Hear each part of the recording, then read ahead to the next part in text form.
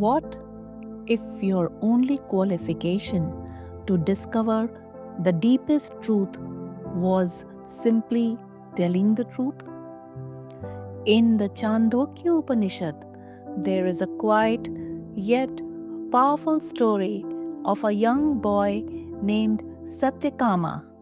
He had no noble lineage to claim, no prestigious background to offer, and yet it was his honesty that opened the doorway to a way of seeing the entire world as sacred.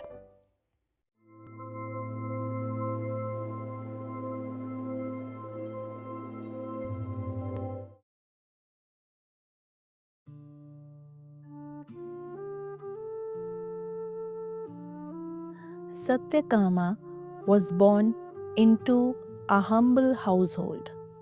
His mother, Jabala, served in many homes to sustain their lives.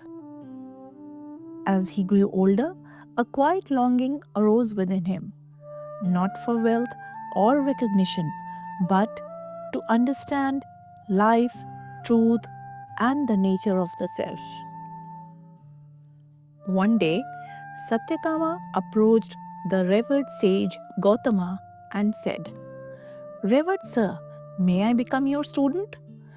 The sage looked at him kindly and asked, "Son, what is your family lineage, your Gotra?" Unsure, Satyakama did not answer immediately. Instead, he returned to his mother and asked her the same question. Jabala answered with complete honesty. She told him that during her youth she had served many households and she did not know who his father was. "But my name is Jabala," she said, "and you are Satyakama. So you may call yourself Satyakama Jabala." When Satyakama returned to sage Gautama, he repeated his mother's words exactly, without fear, shame, or embarrassment. In those times, spiritual learning was often restricted by lineage and identity. Many would have rejected the boy immediately, but sage Gautama saw something deeper. Only one who is truly devoted to truth, he said, could speak so honestly and fearlessly. Because you have remained faithful to truth, I accept you as my student. The sage then gave him an unusual instruction. Take these 400 weak cows into the forest. Care for them, protect them, return only when they become 1,000. Without questioning, Satyakama bowed and walked into the forest, not knowing how long the journey would take. Years passed in solitude. Satyakama lived simply in rhythm with nature. The weak cows grew strong. The herd slowly became complete. In this quiet life, his mind became pure and receptive. When the herd reached 1,000, something extraordinary occurred. A great bull emerged from the herd and spoke to Satyakama. It said, "We are now 1,000. You may return to sage Gautama. But before you go, listen carefully. I shall teach you the first quarter of the highest truth, the Brahman. Brahman is Prakashvan, the radiant." Next, to teach Satyakama was the fire. One day, the fire appeared and taught him the second quarter of Brahman knowledge. Brahman is Anantvan, the endless. The next teacher to give knowledge to Satyakama was a swan that descended and revealed the third quarter of knowledge about Brahman. Brahman is Jyotishman, the dazzling light. Finally, a waterfowl spoke gently and revealed the last aspect of Brahman knowledge, that Brahman is Ayatanvan, the all supporting ground of existence.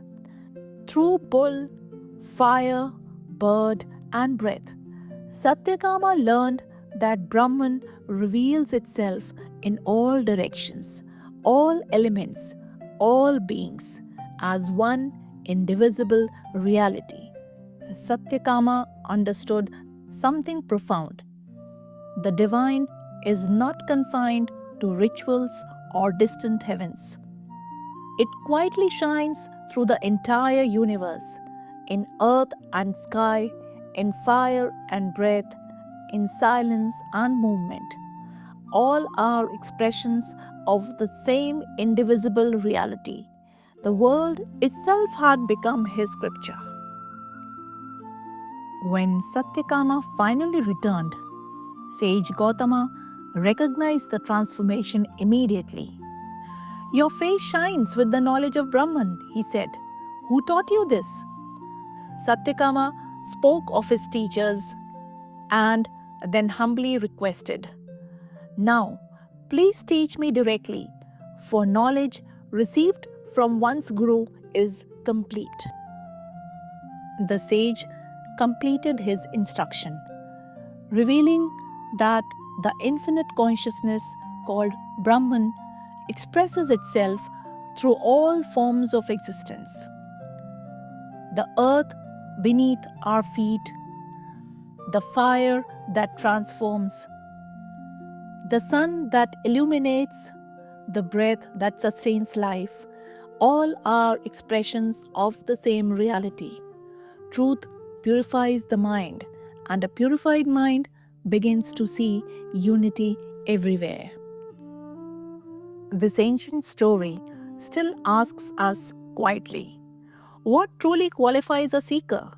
Not birth, not titles, and not social position, but the courage to live truthfully and the openness to learn from life itself.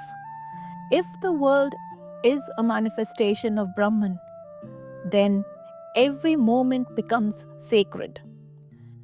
If this reflection resonated with you, you may subscribe to this channel to explore more timeless wisdom here, not as stories of the past, but as mirrors for our own lives.